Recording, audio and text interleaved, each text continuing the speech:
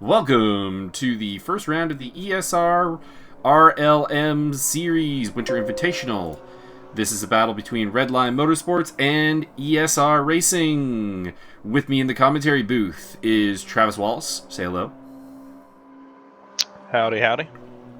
And the man who needs no introduction, but I'm going to give him one anyways, the legend himself, Byron Dirksen. YouTube.com/Byron Giant. Thank you. Indeed, there will be a compilation of T50-2 highlights from our recent running of the reinvented. Damn, yeah, there will be. That friggin' weird disco flip thing is definitely going on the internet, and my ultimate spotting game as well. Indeed, and well, yeah, that's the one where I saved your life by riding the tank after he got flipped on its side. Yeah, and died for it. I need an adult, and then he just fucking bumps me the wrong way. What a jerk.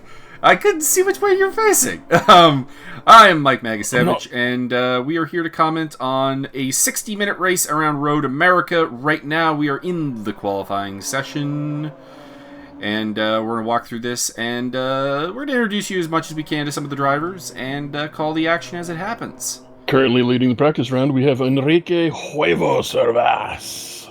Indeed. Now, mostly for Byron, because Travis is aware of this, because he raced in the Division 1 race. There are two different classes of cars on the track today. One is the P2s that you are seeing before you right now, Prototype 2. These cars are notably faster and will not be racing the larger GT3s, to be clear. If a GT3 had managed to beat a P2, it would be because the P2 really got roughed up and damaged and could not remotely carry on at a suitable pace for its car type. Well, I think that could easily be solved by having them with a passenger, because there's clearly two seats. Mm-hmm. That wouldn't do it. you have to have yourself as a driver as well as a literal 400-pound guy. Because you can see right now the P2s are absolutely leaving this McLaren here for dead. It can't keep up. Whoa! I don't know why that one P2 was going really slow. I don't really follow. Or the lols.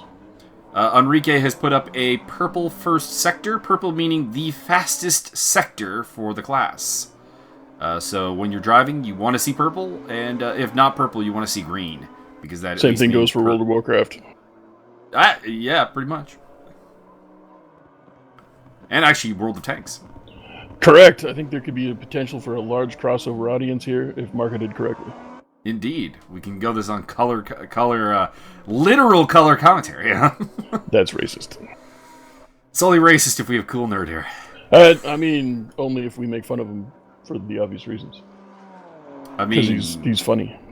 I mean, the only reason we make fun of him, though, is the whole El Momentamo. See, El Momentamo rides again. And Travis is lost at this point. Well, ladies and gentlemen, welcome to the El Momentamo Memorial Cup, even though he's not dead. He's not dead. Hopefully he won't be dead for some time.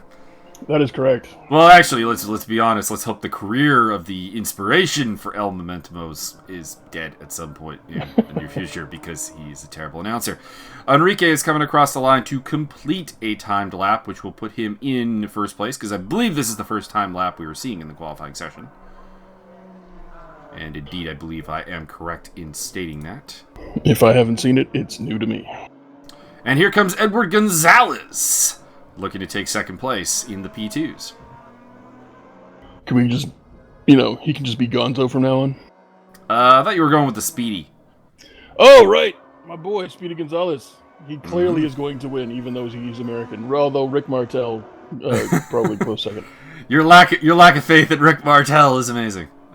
The model, Rick Martel. Wait a minute, we had a Mustang in our grid? I didn't see this Mustang in the whole race. That's probably a bad sign. That person is officially going to be known as Mustang Sally for the rest of his life. I don't even know who it is. Don't know either. That will be our mystery, figuring out who's actually driving the Mustang. We're back on board with Enrique Hervas, who is gone, again, fastest in the first sector, putting up another purple sector, and he's coming to the end of the second sector here. Let's see if he's still got the momentum. If he's threatening his own pole time, or if this is really a lap that maybe he made a mistake on. Let's see here. The end of the sector is right after this turn, basically. That turn is immensely fun. You're doing that at 6th gear, full throttle. That's amazing. Dang. Yep, he's purple again in the second sector, so he's still got a chance to increase his pole advantage over Felipe Fajea. And qualifying in dead 10th is Mike Magazevich. Yeah, but I'm a GT3, so I'm actually higher up than that. Oh, and there's the weird thing. You're going to notice the whole timing glitch here with BUS, that's Bush. The game couldn't make up its mind where he was. I don't know if we've actually fixed that for the overall results or not. Bad third sector for Enrique. He could not better his pole time. Looked like he got held up by the Porsche there that he was coming up on to lap. We ride with Cesar Maranho. I'm gonna go with that. Yeah, that looks about right. Maranhão. Maranhão, yeah. We're okay at Brazilian names and Portuguese names because of lots of UFC watching, but correct. Obrigado. Indeed. And coming across the line in his BMW nope. Yeah, you can see the time difference there. You can see where the GT3s begin is like plus 11 and 12 seconds off of pole because okay, I got you. That is the speed difference between the P2s and the GT3s, basically. Oh Andy my Blade God, it's coming fan on. favorite Andy, the Razor Blade.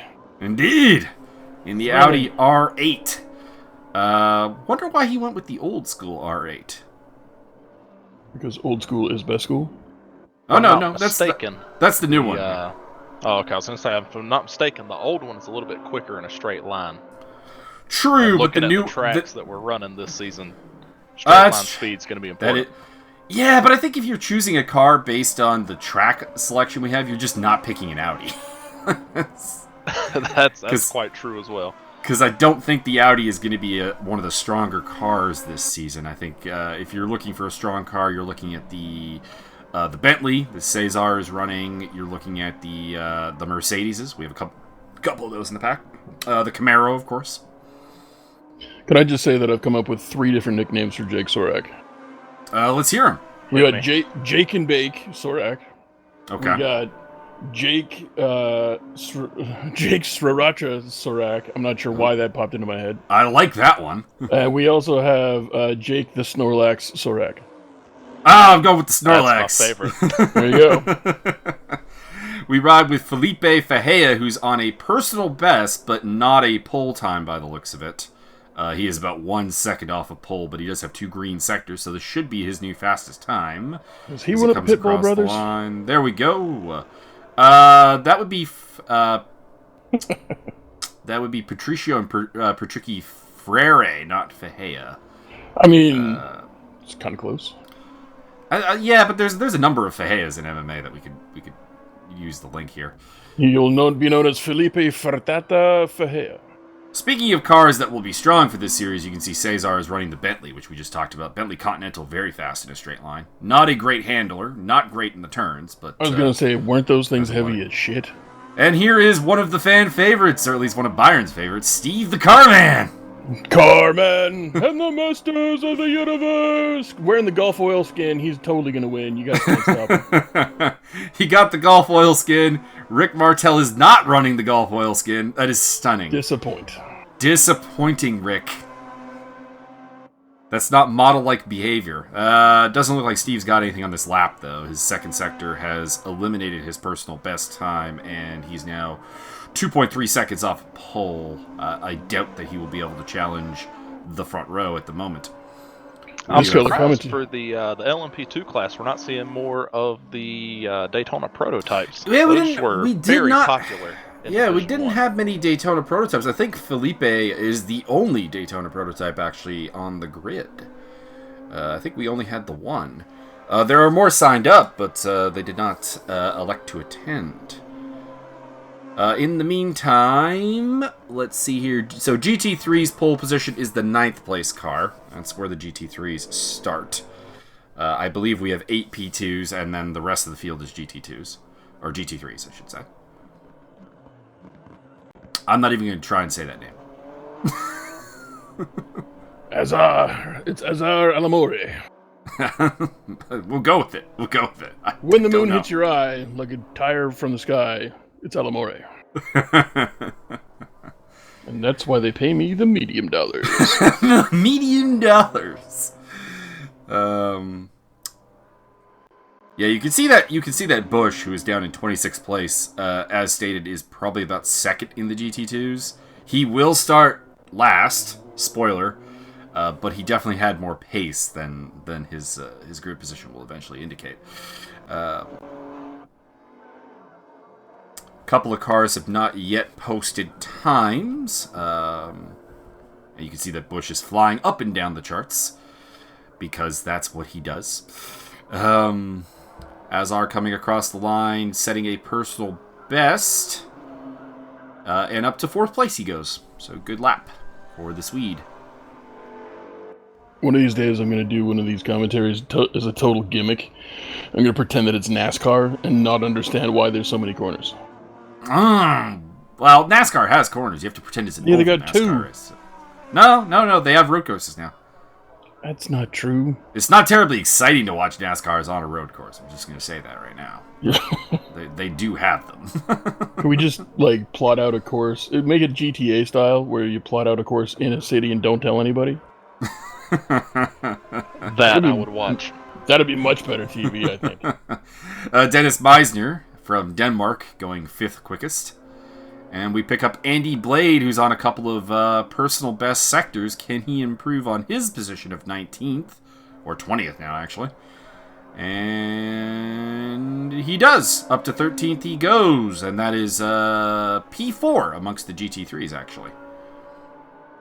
I'm disappointed with myself. I've only come up with 2 nicknames for Meisner, and one of them, but they're both stupid easy. You got Dennis the Menace or the Miser. It's just not. I mean, it's not creative. Given those choices, I would have to go with the Miser. It is less used, and therefore better. Philip Meyer puts up a new personal best, but does not improve his position. Philip, don't call me Oscar Meyer. And we ride back with Azar Alamore. Alamore? It might be Alamore because it Eel is the Swedish. The eel, Alamore. There we go. Azar. Little contact with one of the Porsches. Little dirty pool. Anyways, Azar coming across the line. Doesn't look like he's got anything on this lap. He's 4.1 down at the second sector, so I don't think he's going to improve on that 4th place position. I most disapprove of that maneuver because, as we all know, Gulf Oil has the right of way. Well, the right of way would go to the faster car. Speaking of Gulf Oil and guys not riding the Gulf Oil livery, Rick Martel, the model. Currently with 2 personal bests through Sector 1 and Sector 2. He's looking to improve on his 7th place. Got a little bit wide, though, in the corner there. I just got to say that his car now looks like a dirty creamsicle. A little bit, actually, yeah. I'm just not feeling it. The orange just has to be a little brighter to be a proper creamsicle. Well, a little brighter white in the middle for the ice cream as well. Still making me hungry. I can't help it. Don't go on my Facebook. It's not. It won't help. It will not help the matter. Rick does not improve on his position, still starting inside row 4 in 7th. We ride with John Barker, who is the 2nd quickest of the GT3s in the McLaren 650S. Mind you, the McLaren 650S did very well here. Oh, sorry, that was my phone. Your phone sucks. Also, I have the new nickname for John is John the Carnival Barker. John the Carnival Barker. It's a fun time. I will take it, pending something better.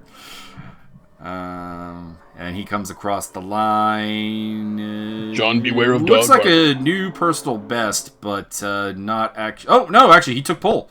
Okay, he is taking pole from Cesar. Should be mentioned, the McLaren 650Ss did pretty strong here, despite not being a car that overly suits Road America. So it's definitely more the driver than it is the car. In 16th place, we have Chris, the Rainmaker Rummaker. Oh, having a little bit of a problem there. I think that's when the AI took. I think that's when the AI took over control of his car, probably. Wait, hold on, time out. The AI will kick on and go like, "You don't know what you're doing. You can't drive." No. Near the end of the session, when the session ends, the AI takes over, and the AI often F's up. We were doing a drop-in race at Monza earlier in the week, and I had damaged my car on the last lap. And when I crossed the finish line and the AI took over, it just immediately spun the car out. It's like, I don't even know how you drive this. I'm still I'm experimenting with Cesar's last name. It's either Moreno or Maranhão. I think Maranhão, probably. I'm not totally, because Gabriel Gonzaga's nickname is Napao, and I think it's spelled something similar. Yeah, Big Nose. Yeah.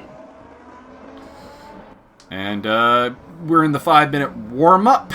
Everyone's streaming out of the pits to feel what their cars feel like under full fuel load. So comments on the fuel in this race. Most cars will be starting on a full tank of gas. We're expecting 1 pit stop for the GT3s and 2 pit stops from the P2s, because the P2s have higher fuel consumption. And, they're like 10 seconds left. Oh, Enrique Hervas pushing a little bit too hard.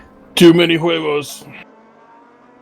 Pushing a little hard. And, a little bit hard from Dennis Meissner. Damn, son. He held it.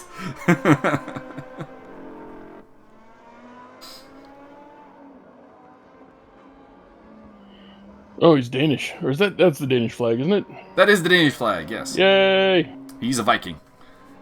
I was going to go with cheese Danish, but okay.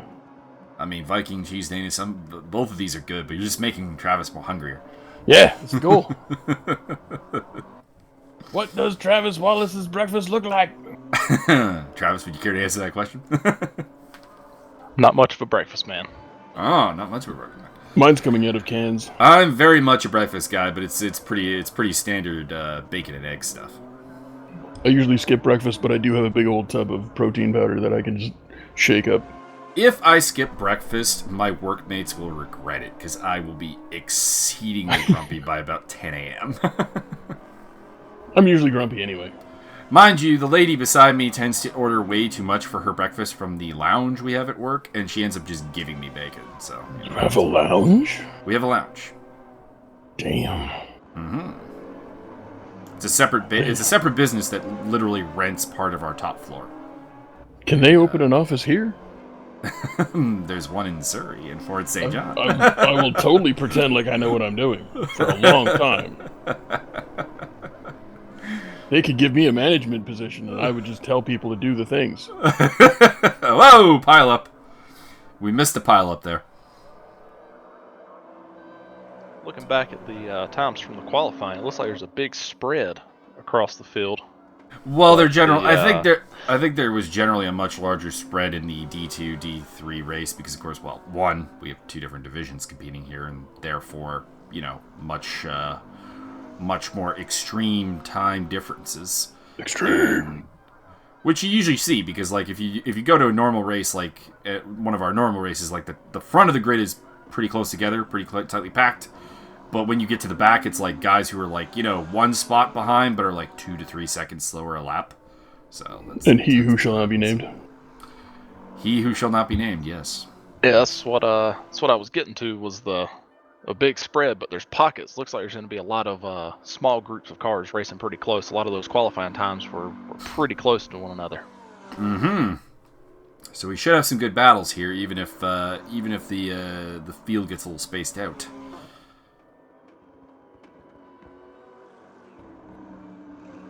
If the Bentley was not right-hand drive, I would like it a lot more.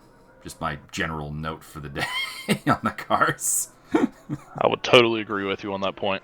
Especially as an American, it is odd to get in on the right side of a car and drive. Yeah, wait, you're American? He is American. Do I not sound American? Well, I mean, it was pretty. It sounded like kind of like my grandfather. He Canadian, so but he might have come from Nebraska. That might be a thing. If I do lapse into an American accent, it's just because half my family's from fucking America. Mm. And god dang it, it's funny when I do stuff like this. And look at that boy here. This boy putting like 32 huevos power right down on the floor, and he's gonna go up that hill. Like watch that. The winner is the Boomhauer. I don't know. See, if I watched King of the Hill, I'd totally do a Boomhauer impression, but I just don't. I don't have enough of his I know it's like a really rambling hometown. I was just thinking of the lawnmower racing episode where Boomhauer wins and the announcer clearly doesn't know that it's his name and goes, "The winner is the Boomhauer." Nice. Is that a mod you can install for this game? Because that would be a thing. There is just a lawnmower racing game called Extreme Lawnmower Racing. You can get it off Steam. I don't understand how that hasn't totally taken over this entire league. That doesn't make any sense to me. It's funner than it sounds, actually. I believe it. All right, so we're waiting for everyone to get on the grid, and those who do not get on the grid will have to start from the pit lane. If memory serves, I believe 2 cars do indeed start from the pit lane. You can see there the, 1, 2, 3, 4, 5, 6, 7, 8 P2s at the front, and then the rest are GT3s. The GT3 class leader is Mr. John Barker. Ladies and gentlemen, damn it, what was this? Oh, we have 10 P2s. Barker? No, never. Oh, contact at the back. Oh my goodness. Frederico Wagner getting just absolutely destroyed there at the start. Is that what we in the business refer to as contact? That is contact for sure. Whoa! Felipe Fajea. Felipe Fajea losing control. And there's a huge pileup in the back. Oh, the huge manatee. There is a huge pileup, which I might add that I managed to somehow slalom my way through and got up to 14th place. Well played. All right, so in the lead, it's Enrique Hervis from Steve Carman and Azar Alamore the Eel. Dennis Meissner looking to make a move. Oh, contact! That man in the ditch. There is some contact. This is a rough opening lap. Jake Sorak is in 4th position, followed by Speedy Gonzalez. I just thought of... Do you ever watch Space Ghost? I do. Zorak? Zorak, yes. I need a sassy boy mantis. We ride on board with Scott Hutchinson, who is in a fight here with Andy Blade and Philip Meyer. Going down the inside of Andy there. And looking to attack the Mercedes of Philip Meyer there in the black with teddy bear Mercedes, which is a little confusing. Jake the sassy boy mantis Sorak. Jake Sorak is on the tail of Azar Alamori for 3rd position in a battle of the P2s. Andy Blade in a fight here with Steve Hutchinson, and I think it's Steve. Is it Steve? Might not be Steve. Oh, Steve. And he is battling also against Philip Meyer. He's in a sandwich there, and he's trying to make a move on Meyer, not getting through at this time. It's tough to get around that Mercedes, man. They got a lot of torque. They got a lot of grunt in the straights, that is for sure. And they got a big ass. They do have a big ass. I got to sit in one at a car show once. It was pretty roomy on the inside, surprisingly so. For you. That's true, you are much larger than I am. God damn. For Lilliputians. For those not aware, Byron is nearly 7 feet tall and about 300 pounds. And you can't teach that. I mean, nearly 7 feet tall is on a spectrum of people, yes. But it's not that close. Not that close, no. But you are taller than my brother, who is 6 foot and a half. So there you go. It's like we had another couple. Another pile up there, and another pile up there, and Jake Sorak and Edward Gonzalez have inherited podium positions off of this. So Speedy gonna win. This is a 30-minute race, though, so there's time for those cars to make a comeback. Speedy. Looks like we may are have... unbiased? Are we supposed to be unbiased? We're supposed to be somewhat unbiased, but you can cheer. You're the color. You're the Davide Valsecchi of this commentary booth. You're allowed to cheer for whoever. I will take that, unless, of course, that is an Albanian. He's Italian, and will just generally cheer for all Italian drivers. So, well played. I like that. Yeah. And he has like the most expressive voice of all time. They should totally get soccer announcers to do races. Andy Blade and Philip Meyer are going side by side, and there's a P2 right behind them going, guys, I want to get through. Run them off the road. Oh, that's not legal. That's not legal. You are supposed to allow the P2s through, though you are not required to do anything like tremendous. Like you're just, it's more of a just don't block them type of thing. But Yeah, I can see that. if you're battling with another car, that can become really Oh, Jesus! Everybody's dead. And Speedy Gonzalez wins. Enrique Hervas and Jake Sorek off the track, and it is now move. It is now Steve Carman leading from Edward Gonzalez and Dennis Meissner in third place for Denmark. Rick Martel making his way back through the GT3 field, so he's had at some point an incident of some kind. Him and Felipe Ferreira, representing the Portuguese flag there, are making their way through the field, and I'm in the top 10. Ha ha! Well played, sir. Well played. Oh, he's got it. He's nice. Mac is gonna win. No, I'm currently battling with two P2s. I'm gonna let them through. I suppose they have a few more. Actually, I have three P2s behind me, so I'm letting them all through. But my question is, are you real cheese people? I mean, I am a fan of real cheese, so I'm gonna have to go with yes. But could you really legitimately turn down the nachos with the cheese spread stuff, the spicy cheese spread? No, I could not. Can't do it. Nobody can. Can't do it. Yeah. David Anderson having a battle with David Anderson versus, I think it's Steve Hutchinson. If I'm incorrect, we will at some point figure out that I am incorrect. Mr. Anderson. Pretty sure you're correct on that. Dennis Meissner putting all the pressure on Speedy Gonzalez in a battle for I'd like to point second out place. that for a brief moment we had a block of Canadians, which is as it should be. Indeed, it was myself, the model, and Mr. Andy Blade. Y'all needs to work on a little shake and bake. If you guys don't recreate every scene from Talladega Nights in every race, I'm a little disappointed. I mean, you can forego the "Help me, Jesus, help me, Tom Cruise" part. That's not. No, that's the part I am bringing to you. Help me, help her, Winifred. Use your magical powers. Dennis Meissner looking to make a move, and it cuts away right when he makes the move. Fire that cameraman. I thought you were monitoring this race. No, I'm racing in this race. I cannot be monitoring the race and racing it at the same time. Well, not with that attitude. That would be some multitasking from, God. It is Scott Hutchinson, not Steve Hutchinson. So we have been corrected on the first name of Mr. Hutchinson, who is still having a pretty impressive battle here with David Anderson.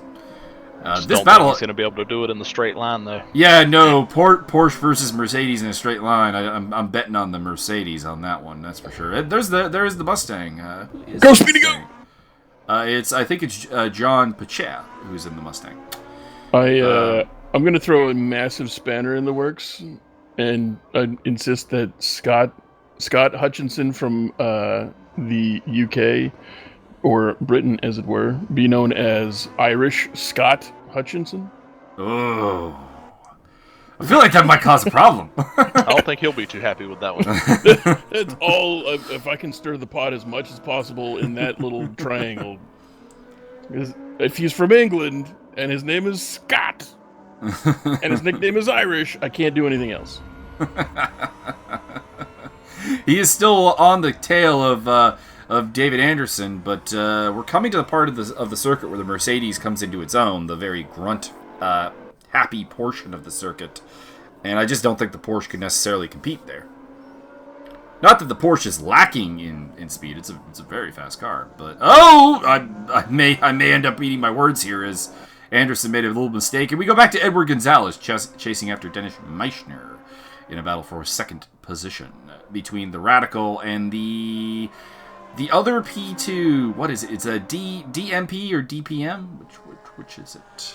It's RPM, sir. It's racing. Come on. No, the race. That's just the logo for the game. It's a made up brand the game uses. And the class leader Cesar Maranchao is being caught by the still kind of battling their way through the grid, Rick Martel and Enrique Hervas. Where did Morancho come from? Are you...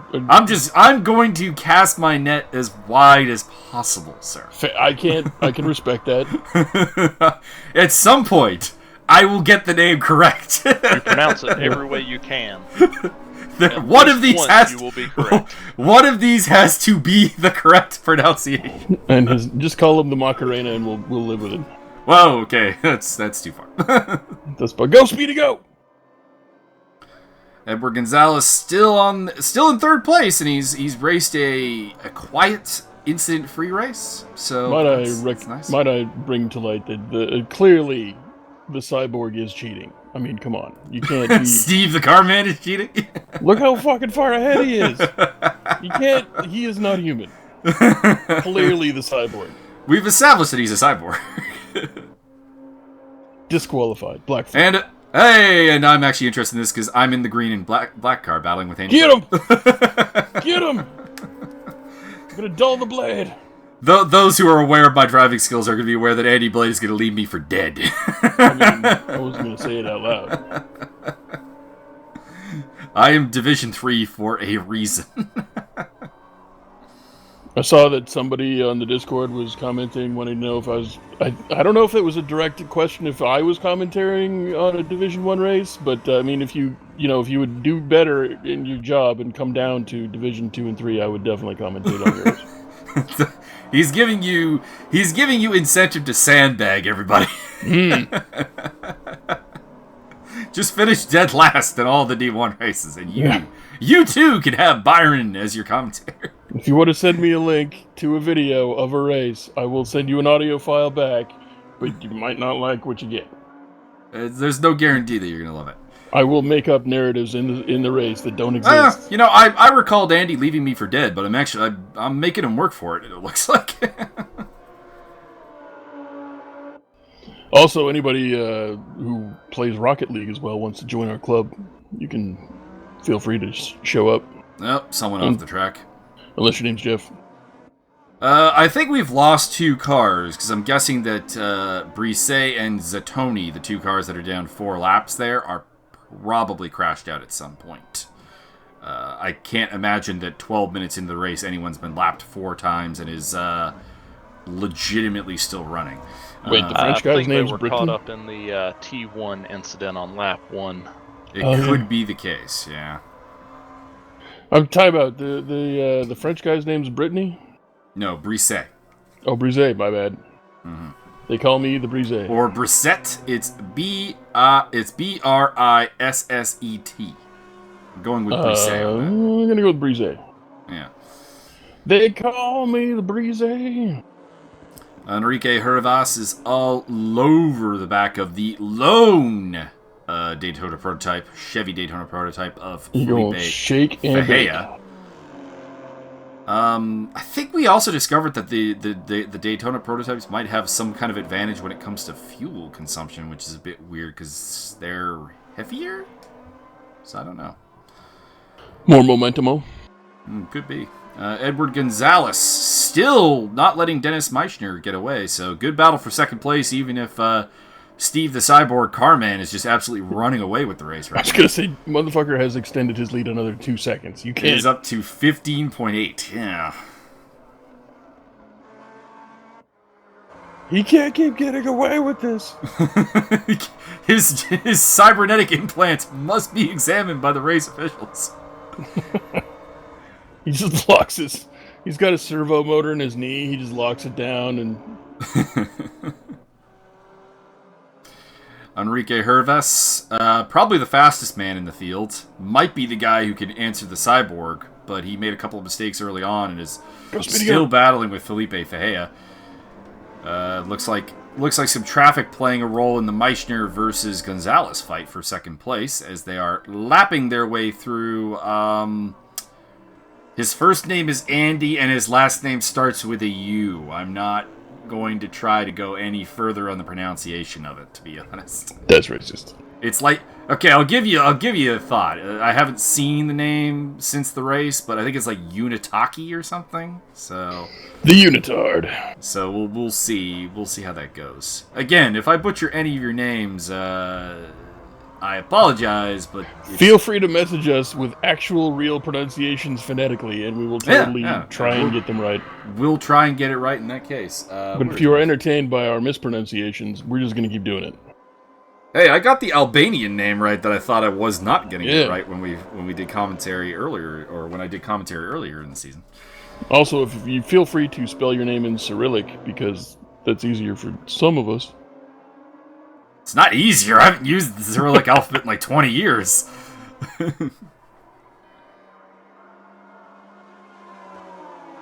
Despite my father's heritage, my mom is very much English speaking.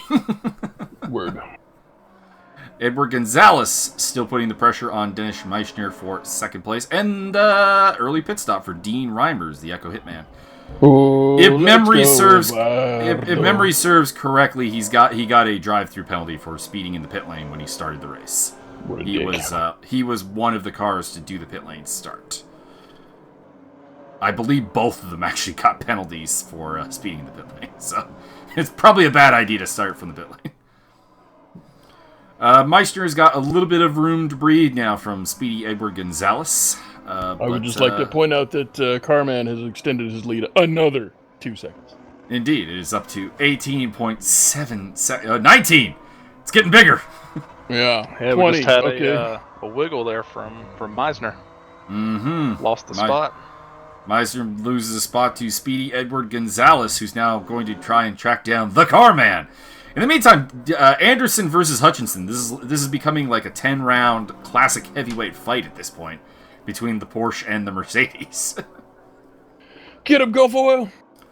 The battle for 15th place overall, and that would be 7th in the GT3s.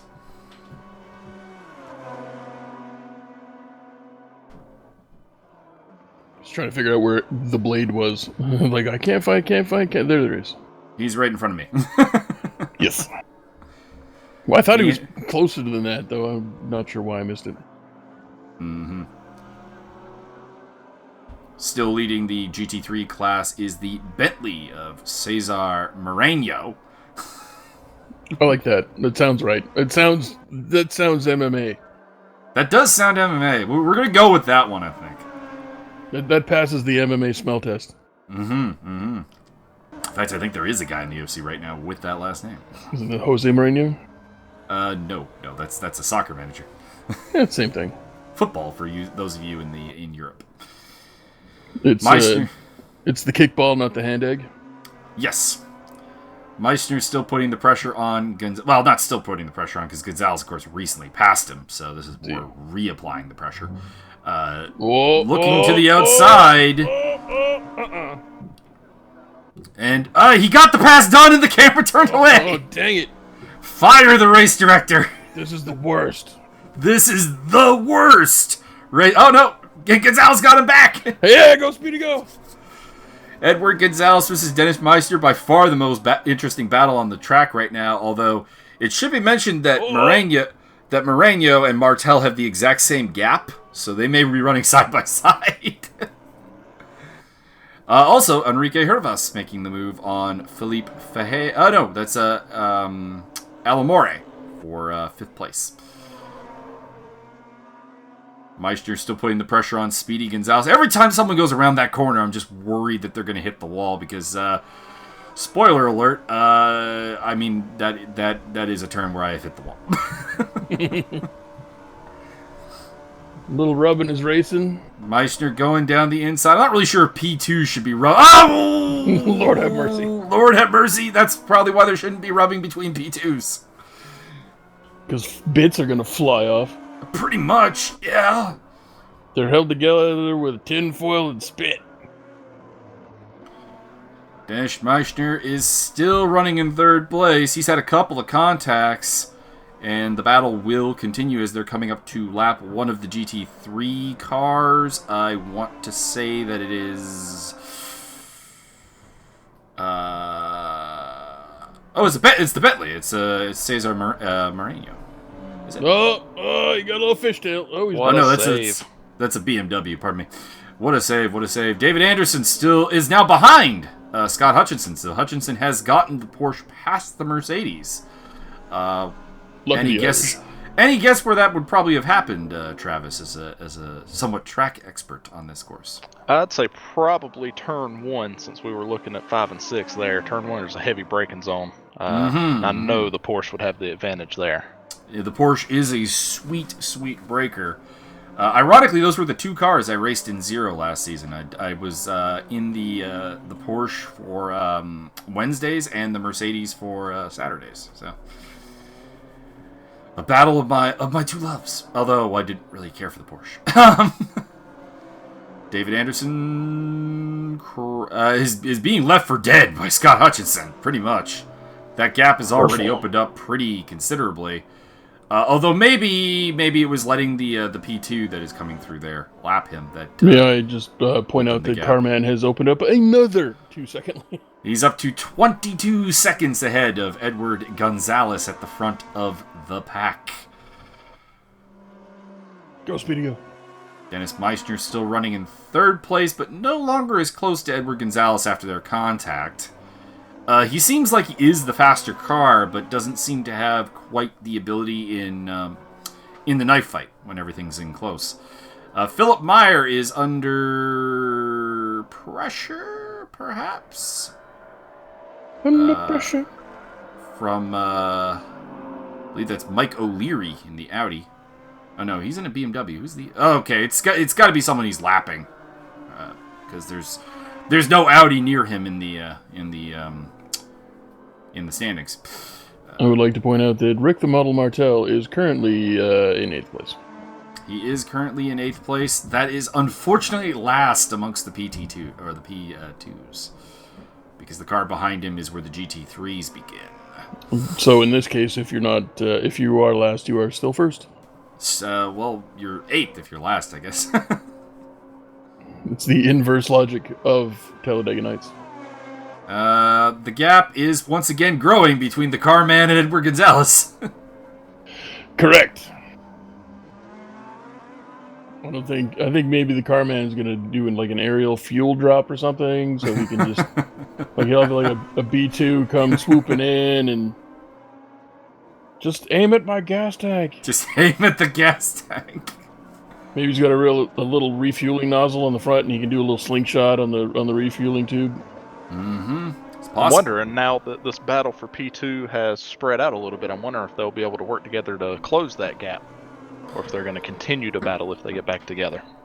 Well, there are definitely guys who have the pace to catch Carman. He qualified second. He was not on pole, and Enrique Hervis was the car faster than him, who has unfortunately had a bit of a rough race. And once again, they're carving their way through a bunch of fighting GT3s. This could open the door. This could open the door for Mr. Meissner on Speedy Gonzalez.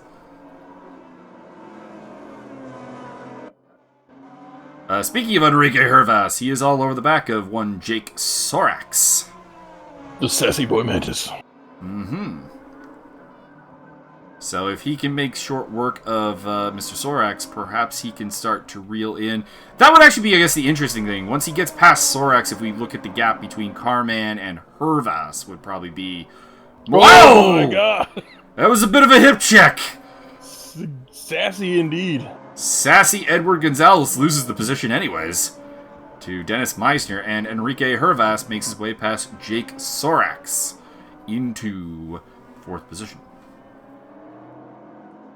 A little bit of a damaged Audi there running around. Or BMW, I'm not sure. Oh my god! And Sorax He's loses dead. it. That man did. Yeah. He's going to lose a spot to the Eel, to Fajea. Not Martel. Martel appears to be a little bit behind all the other P2s. No, Rick. More air. Whoa! Oh god. We just missed a huge accident. Philip Bush making his way around contact. Philip the League Bush. Mm-hmm. And it looks like I was involved in that. Oh, I think I know what happened there. I was coming up on Dave Thayer, who is the Audi that's down a lap there in 24th position. He was very, very slow through an apex, and I do believe I collected him. I believe that's what happened there. And Philippe Fehea all over the back of, I'm assuming that's Azor Alamore, the eel. Edward Gonzalez still trying to get back at Dennis Meissner as they lap their way through, I believe that's David Anderson in the Mercedes. Mr. Anderson. That's all I hear. That's all I hear is Agent Smith and Mr. Anderson every single time that last name comes up. Doesn't matter who it is. Do you think he helps his elderly landlady with her garbage? Gonna help his teammates take out the garbage. Mm-hmm. Does he have teammates? I'm assuming he has teammates. Well, there is the rough alliance of ESR and RLM throughout the grid, but I'm not really sure how many people are really taking that as a serious teammate alignment. I feel like they should merge those so they can be ESL RLM, and then like nobody can pronounce it after like a month. That would be challenging. I think so. Oh my John God. Mustang missed his John braking zone there. Pachia off the track and buried in the tire barrier. That's Did Mustang a good Sally. job though of not collecting the Mercedes. Indeed. It looks like his car might still actually be salvageable too, so that's good. Yeah, that wasn't heavy contact. He should be all right. Pretty light contact. Rick Martel has picked up a spot. Has picking up a couple spots as some of the P2s are in the pits getting fuel. Looks like Philippe Fehea and Jake Sorax have taken their first pit stops. You were talking about earlier the Daytona prototypes maybe having an advantage as far as the fuel mileage goes. The ticker down here at the bottom, I think I just figured out why. If you look at the Daytona prototypes, you're turning a little over 7,000 RPMs. Mm-hmm. Once you're stretched out there, the other P2s, the actual prototype cars, are turning close to 10. Okay, so we just basically a engine tuning matter on the matter. Dean Reimers in a, I don't believe he is in a fight with That's not how you want to do it. That's not how you want to do it, Dean. Dean spins it out a little bit, and things are going all over the place because of Philip Bush's internet connection. Constantly going from near the front of the GT3s to near the back. Mike Magasevich running in 14th position or 13th position, depending on Bush's connection. I love it when you talk about yourself in the third person like that. Mm-hmm. Oh, yeah. Running behind Scott Hutchinson in Azar Alamore into the pits for the P2s. Looks like someone else is pitting ahead of him as well. This will be the first of 2 stops, in theory, for the P2s. And we should be coming up on some of the GT3s pitting. In fact, there indeed is one of the Corvettes in the pits. That would be Andy Unitaki, the Australian. Actually, I believe it's pronounced Corvette. Corvette? Is that what we're going with? Dennis Meissner still chasing around Edward Gonzalez. The question, I guess, between these two is also fuel. Who's going to go longer of those two, or are they going to pit at the same time? That could lead to an interesting battle. Dean Reimers catching up to a car that has clearly lost its front end in the form of Federikus Wagner, the Greek driver. Based on my based on my very quick Discord search, I believe it's pronounced Uniaki. Uniaki. Okay, we'll go with it. That's true. Everyone should actually be on the Discord server, so we can look up names if we're just not getting an actual. Oh, Meissner hits one of the McLaren 650S's, and I don't know how he didn't roll the car there. I don't know how either car didn't wreck, because that was scary. That was some proper fear. Notably, the Meissner is the top radical in 3rd position. The top 2 are both the Raceroom fictional brand of car. And it looks like Speedy B, Edward Gonzalez going into the pits, and Meissner going into the pits as well! That is a very slow pit entry right there. Mm-hmm. Slow, smooth, smooth, fast. At least that's what people say when they shoot. Of course, the question here is, do you take just fuel or do you change the tires as well? I'll give you a hint. The answer was probably just take fuel, because I took tires, and when my pit stop comes in, you're going to see me plummet down the leaderboard. Oh yeah, with a 60-minute race, your tires are going to be fine to the end.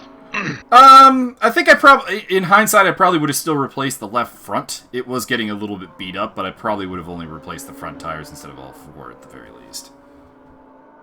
Word from the Discord is that apparently there's an issue with the Division 1 upload, so if they want commentary on that, they're going to have to retry.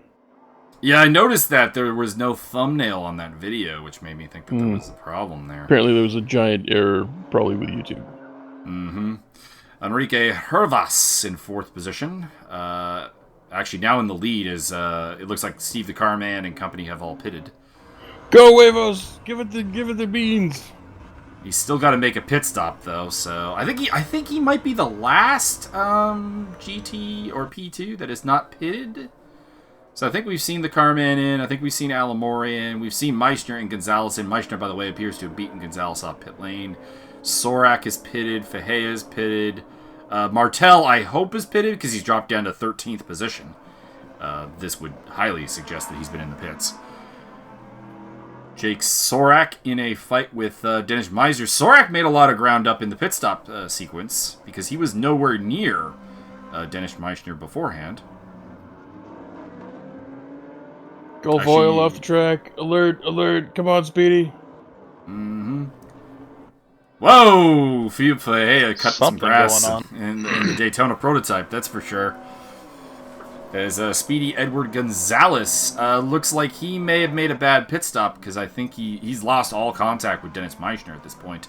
So I don't know if he came out in some bad traffic or pulled a me and didn't really have an ideal pit stop setting. And then, another car gets spun out. Looks like David Anderson went for a spin there in the Mercedes. Looked like he was very close to a P2. I wonder if that was assisted.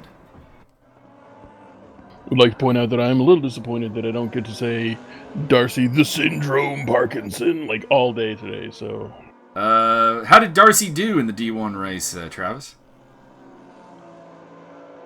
You know, I don't remember where I finished. He finished right in front of me. He had trouble early. Okay. I think he got caught up in an incident early, had to race his way back.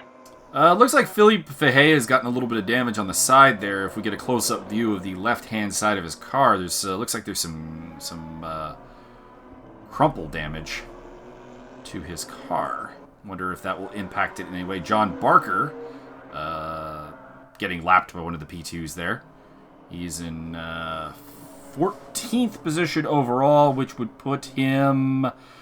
the GT3s, of course, are a little bit out of order right now because there are a couple that have not pitted. I know that Andy Blade, Steve Hutchinson, and myself, who are 3 of the top 4 GT3s, have not pitted yet. And I don't believe Cesar Maragnou has also probably not pitted either. John Pachia, I also believe, is not pitted, so not going to really comment on the positions of the GT3s until the pit stops shake out. So just me, or let me know. Does the left side of the Daytona prototype look a little effed up, like he's taking a little bit of rubbing to the wall? Yeah, he's definitely got some damage there.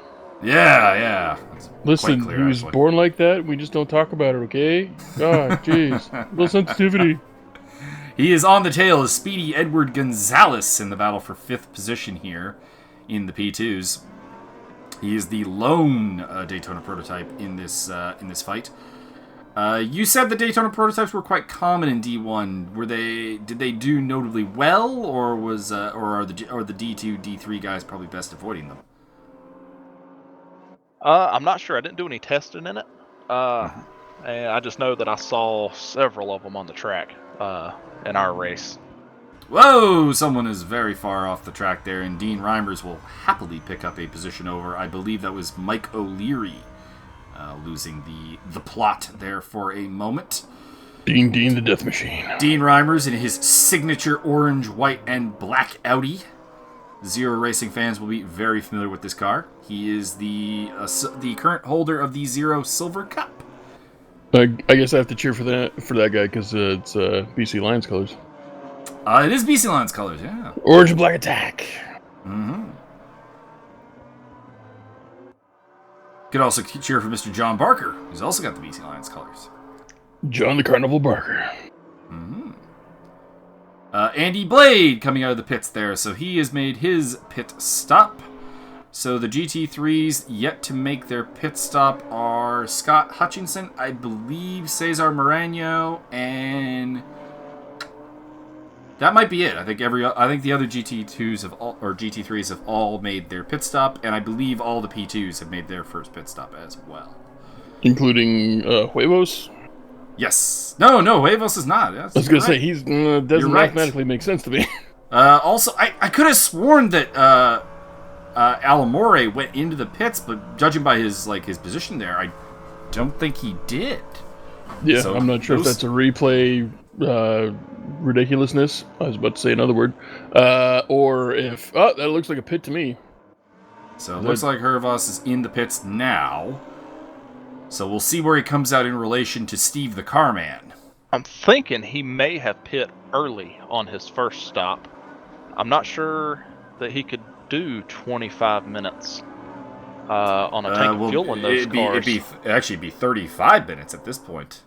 It's all coasting. If he's going downhill, he probably puts it in Mexican overdrive. I mean, you can do some fuel saving, but I don't know. I don't know if you can get 35 out of it, because I think even a GT3 would struggle to get 35 minutes out of the tank of gas.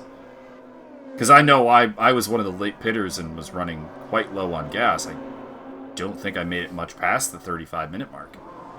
Can we have a race where it's all Lotus? P2s, they're just short of doing it on one stop. So if he went in and just did, well, no, because you don't have that option in the pit menu, just to do a splash for your first stop. Well, you could set up a preset. Fill up on your second. Well, you could set up a preset to do a splash. Oh, they have splash as an option. No, but you just you select. You know how you can do manually select the liters you put in. So you could just manually select. Okay, we're gonna put in. I'm just gonna pull a number out of my butt. 50 liters. Boom. Okay. Well, maybe that's the method he went with. It looks like everybody else may have filled up the first stop and then doing a splash at the end. He may have switched it. Might give him some kind of an advantage here. Could be. Edward Gonzalez having a little bit of fun on the Ripple strips there. Actually, a pretty good battle here because you've got Meissner, Gonzalez, and Fajea very close together, actually, in the P2s. Now, I know that I'm just along for the ride because I'm cheap and cheerful and hilarious here, but didn't Hervas go into the pit, and why is he still in first? He wasn't that far ahead, and is Carman drastically losing that much time? Math's not my strong suit here. Help me out. Yeah, Carman is definitely a loss of time because he's only about 5 seconds ahead of Dennis Meissner now. Did he have I don't know. Did he may have gone with some kind of really heavy pit stop there or something, like full change of tires or something? Perhaps? I was gonna say, I wonder if he took tires. He may have took tires, and speaking as a guy who did take tires, that does add a lot of time to your pit stop. Yeah, interesting. And you really don't need them in the prototype cars. You got so much downforce. You know what? You're not burning them up. I took the tires because I assumed that it would be like real life where they're doing the fuel and the tires at the same time. Not how this game works. It did the fuel and then it did the tires, so... That seems like it's not simulatory enough for me. I'll have to give this game a pass. Because, I mean, in real life, if you watch, for example, ADAC, they're changing the tires as the fuel is going in. I have also seen that go very horribly wrong on YouTube. That can go very horribly wrong. Somebody's jack stand fell off, and it went to shit right now. I mean, the worst one still remains in Formula 1, 1994, Jos Verstappen's Benetton pit stop, where they sprayed gas all over his car, and then it went up like a matchbook. Yep. He was somehow okay. He actually just singed his eyebrows off. Very nice. You can get work in horror movies doing that. Yeah. I wouldn't recommend it that way. The best ones to watch are back in the day when they ran the crazy fuel mixes, and they would catch on fire, but it would burn clear. So you just see a bunch of people freaking out, and you don't know what's going on. Oh yeah, a guy rolling around in the pit lane. You're like, what is he doing? This leads me right back Those to were my the days. Talladega Nights fetish. So I mean, I'm good with it. Bunch of guys running on the pit lane going, help me, Oprah Winfrey!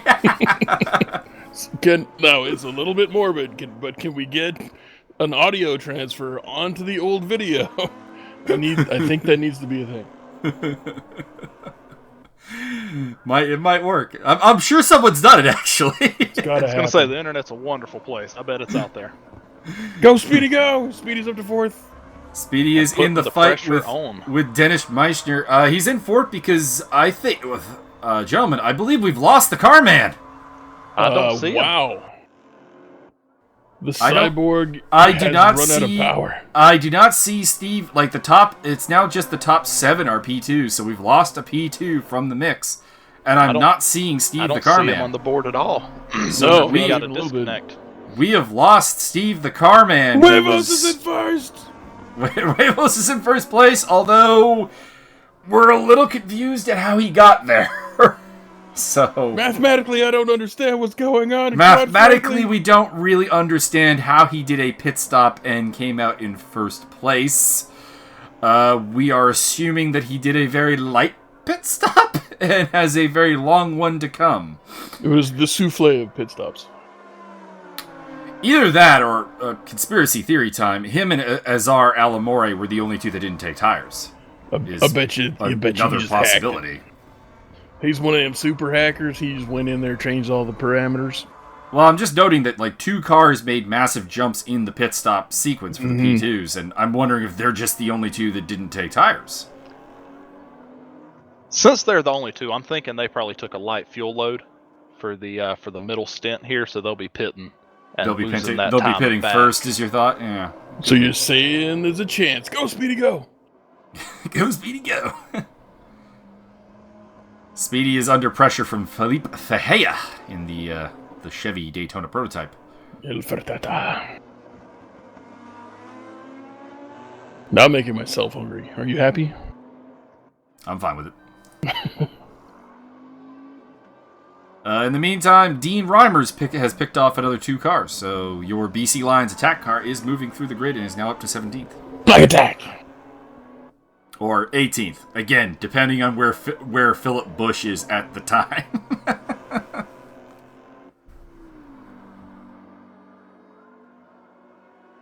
Top 3 in the GT3 class currently are Cesar Moreno, Chris Ramaker, and John Barker. Mike Megasevich currently in the top 16. I am in either 15th or 16th There he is! place. There he is! In fact, there I am! Proud favorite On the international tail hero, of David Mr. Anderson. Mr. Anderson! Eat shit! And a little flash of my headlights in celebration. Yeah, boy! Look at him go! Look at him go, ladies and gentlemen. Your hero and mine.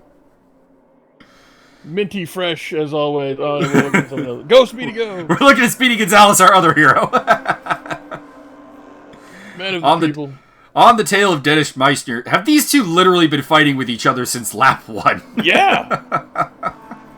I'm expecting grappling hooks and taser beams and shit.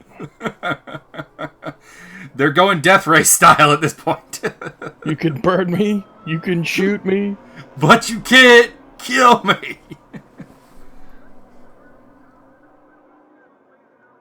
As they're making their way through the Bentley of Cesar Moreno, the GT3 leader, shown in 8th place overall.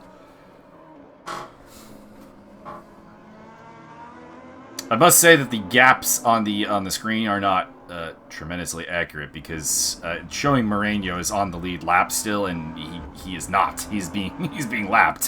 So I don't understand what's going on with that. I'd like to point out that Mike Megasevich currently in the top 15. 14th position. I'm waiting for you to get down to 16th place if that's a thing, and then I'm going to, obviously top 16 is not anything anybody ever talks about, so I feel like I'm obligated. Because it's weird. Yeah, I can't really think of a top 16 being important. Top 15 is important in Superbike because points go down to 15th place. That's dumb. It's like a 20 some odd bike field, so, yeah. Points have got to go a ways. I guess. But why?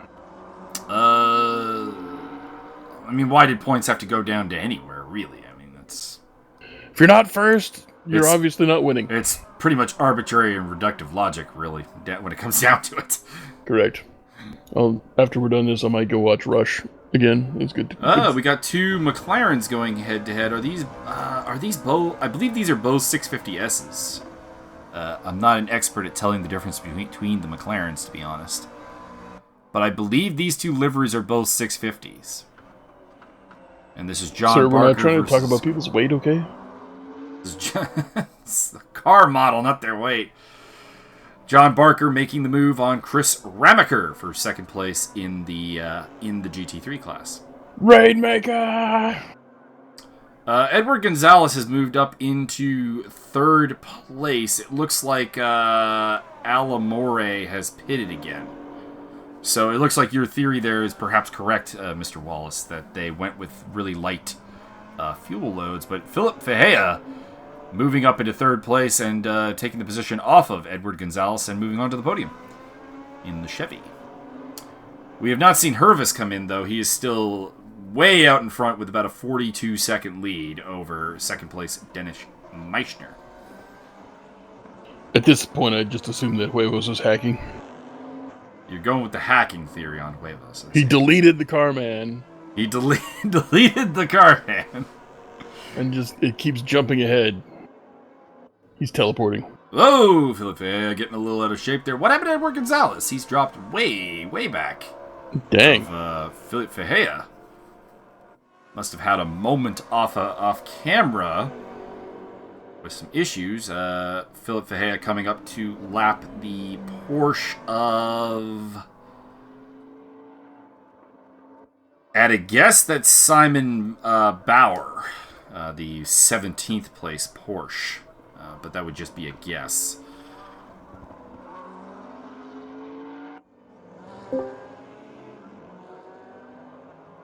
Was that Meissner? That was Meissner off to the right there in the final corner. It was, and Philip Fejea has taken over second place, and will Speedy B move back onto the podium? Speedy, go! It doesn't look like Meissner appears to have rejoined ahead of Edward Gonzalez and retains the podium position. Enrique Hervis making his way through the field, lapping, I want to say that's John Barker in the McLaren 650S. Because it is not Ramaker, and I do believe there is a third one. That could also be Philip Bush that he is lapping. Jake Sorak, 5th place in the P2s. Trying to make up ground on Azar Alamore, who we believe has made a second pit stop. Either that or he had an accident. I suppose those are really your two options. Should have gone before he left home. If he indeed made a pit stop, it would confirm Travis Wallace's theory that they went with a light fuel load on that first stop. And that is how he jumped up into second place. And if he pit, he can make it to the end. Enrique Hervis is actually 1, coming 2, up and 3 cars are going to have to pit again. So that may be that may have been the game-winning move there. John Barker off. The carnival has left town. He has had a moment. So I can confirm that the car was getting lapped earlier is Bauer, because that was not Barker's car. Barker has definitely lost the front end, though. Whoa! Someone is facing backwards. Listen, I'm the only one who's supposed to be drinking during this, okay? What's wrong with you? And Dennis Meissner loses the back end! Oh my goodness, go Speedy! Speedy's lost a lot of ground. Speedy has lost a lot of ground. I wonder, did Gonzalez maybe do his second pit stop? That would explain perhaps the drop in pace and position. So the problem is it didn't happen on camera, so we cannot state for a fact that he pitted for a second time. But that's the narrative I'm going to go with. Very possible. Dennis Meissner in second place. He makes the move on Philip Fejea, who I think might be in the pit lane. No. Yeah, he's making his final pit stop now. So Philip Fejea is in the pits. He's making his final pit stop. We theorize that Alamore and Gonzalez have possibly also made their final pit stops. Dennis Meister has not. Enrique Hervas has not. Jake Sorak has not. We don't know about Rick Martel. He's really not been in tremendous contact with any of the P2s for us to really make a guess on the matter. That's a seriously damaged Mercedes of David Anderson there. He's lost a front end, as has John Barker. Yeah, that may have been the one that was pointed the wrong way there. And John Barker is losing a lot of ground now to Andy Blade. Mr. Blade wants that podium. And, whoa! Someone was very off the track there in a P2. And, I'm not sure who it was. I think, I'm not really sure who it was, actually. Gonzalez, was it? Might have been Gonzalez, but Sorak was already ahead of Gonzalez, so that doesn't make any sense from a positional standpoint. So I'm a little puzzled as to who that was. Scott Hutchinson making some moves up here as he overtakes... I think that might have actually just been Mr. Bush dropping back to the back of the pack again. Enrique Hervas making a move on Dean Reimers, putting the Audi down another lap.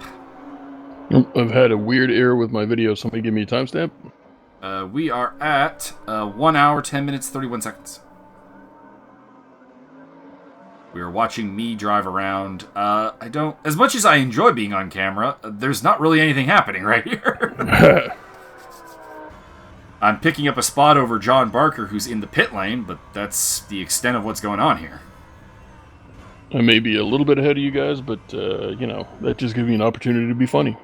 So if Byron reacts tremendously to something, we will know something is coming up. Correct. I am currently at 111.08. Looks like Simon Bauer has lost the back end of his Porsche, so a couple of cars driving around here walking wounded, it would appear. I'm enjoying the fact that Bush keeps bouncing from dead last to middle of the pack, dead last, middle of the pack. Yeah, he's actually in his higher position, but his connection kept... He was doing a vanishing act during the entire race, basically. Mm-hmm. Now, at this point in the race, if you have damaged aerodynamics, and I'm asking Travis this, would you say that it is worth making the pit stop to fix the car? Or is that really just a completely situational decision? Yeah, probably not this late, unless you've got nothing to lose and you want a more stable car for the remainder. But at this point, with 9 minutes, you're going to take up too much of the race. You're just going to lose spots more than you would if you stayed out. Mm-hmm. Because I am looking at a couple of these GT3s, and there are a couple on the walking wounded list. John Barker did elect to fix his front end. We'll see how that turns out for him, because he was in, I want to say about 11th place before his pit stop, and has dropped down to 15th place. So I guess the question is where he finishes in relation to Simon Bauer, Philip Meyer, myself, and Scott Hutchinson will determine how it is. Just as a riddle here, and if he's watching the video, Scott Hutchinson, when did you pit? Because that was my confusion literally the whole race, was looking at the gap to Scott, who I was ahead of when I pit, or I was slightly behind when I pitted, and he just wound up way ahead of me after the pit stops, and I was like, okay, so he hasn't pitted yet. And I was waiting for that gap to go down, and it never did. Joke's on you. He just had extra bottles of whiskey in all the seats and dumped it in the fuel tank. Yeah, I'm wondering. He did pit, because I looked at the graph, because there was a pit stop, but I'm wondering what he did in the pits. Did he get really good fuel mileage for his first run, and then had to go did kind of not a splash and dash, but a much lower pit stop than the rest of the GT3s, because he jumped up a number of spots. And is now running in, presumably about 5th place in the GT3 class. John Barker on the tail of Simon Bauer, who you can see has lost his rear bumper. And this will largely determine whether Barker made the right call to pit. Although, I guess, in his defense, if the car becomes undrivable, perhaps you do have to pit regardless of the circumstances. Yeah, I did something I guess similar to what he did in my race, and it was my outlap from the pit stop, and I lost my front end, and that car will not turn without the splitter on the front. So if he did that early on, it was well worth it to go ahead and fix that in the pits. Bauer off the track a little bit. Barker trying to make a move, and as the move is happening, we cut to Philip Meyer doing absolutely nothing. Somebody needs to be fired. He's trying to chase me down at this point. Not gonna happen. And we go back to it after the move has, of course, already happened. And I don't really think Bauer has any real chance to strike back at Barker, because Barker, of course, has been pretty much the second fastest GT3 car. Had he not, plowed into a wall and lost his front end, he'd be up on the podium. Would like to point out that there is an N in your Bauer. Bauner. Okay. I think it's Bonner. Bonner? Go with Bonner. Probably Bonner. I mean, Banner. anglicized. It may be Boehner, for all I know. I like Boehner. We'll go with Boehner. It's probably not accurate, but okay. Hey, he can correct me if he wants. Yeah, that's definitely a thing. I have butchered other names far worse. I'm just waiting for you to mispronounce Simon. You mean like Simone? I mean, that's the easy way out, sure. But then he's French at that point. Maybe he's from Alsace-Lorraine. Maybe he just identifies as German. Once again, the director has decided that instead of showing us a battle for position, we need to just ride with Jake Sorak as he comes up to lap someone. And then go back to the fight. I thought Barker was going to leave him for dead, but Boehner has managed to keep the gap pretty damn close, despite the obvious damage to the back end of that Porsche. And the obvious problems he's having with his rear tires. By the way, off camera, you'll note that Mike Magasevich has retired from the race for plowing into a wall. I mean, on paper, sure, but I'm sure you were just trying to allow people to feel good about themselves. Looks like our leader is in the pits at the moment. Enrique Hervas in the pit lane. Let us see how that goes. No, that gap is growing now, so he's out of the pit lane, if so. So I think we can safely call the race with 4 minutes left that Enrique Hervas will be the man taking this battle. Unless he explodes. Unless he explodes. I mean, don't want to put the caster's curse on him or anything, but he does have a 27-second lead with 4 minutes to go, which is, depending on how it works out with position, 2 to 3 laps. What if all the pistons in his car shoot straight through the hood? I hope the camera's on him if that happens. And then they come down and hit the guys from 4th to 17th. That would be interesting, because at that point, Andy would win. Yeah, go Andy, go.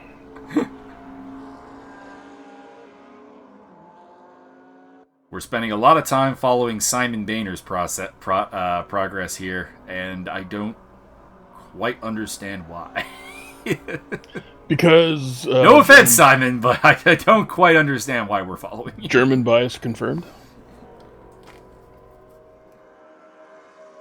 There are a lot of Germans working at Raceroom. Jawohl.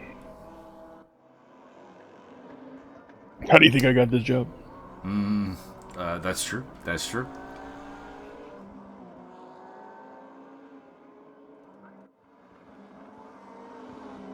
Let's be honest. You got this job by being one of 3 people who helped buy that KV5 for me. Well, I mean, that does have... If you want to go back far enough, yes, that is a thing. I am susceptible to bribes. I want somebody to pull a wheelie. Can somebody do a wheelie? That'd be awesome. Rick Martel making his way past Joel. Is it Joe or Joel? Peaches from the Discord group. I was waiting for you to say Schulmacher. No. He put nipples on his car. What the fuck? Although congratulations to Pachea, his Mustang, despite the contact with the tire barrier, is still running. So good work there. It's like Meyer. Meyer may have just made a second pit stop as well, falling back to third there. No, that's. I think that's where Meyer was. Oh, Meisner. Okay. Meisner, yes. Yeah, there's a Meyer and a Meisner. You gotta be careful with that. He's gonna lose a spot there to Ferreira as well. Yeah, he's definitely in the pits. Yeah, so not sure what happened to Speedy. Speedy's in seventh place, almost last. Yeah, for his Speedy division. Speedy may have made a third pit stop. There's Speedy Meisner. There's Meisner coming out of the pits. He's dropped down to 4th position, so he's lost a spot to Fahea off of the deal. I think Fahea is fueled to the end. I believe he made his second pit stop. I assume at this point everyone has made all their pit stops and are good to the end, because we've got literally 1 lap of time left. Lap time and the masters of the... Oh, no, wait. Mike Megazevich in the top 23 of all people in the race. 4 laps down! He can do it!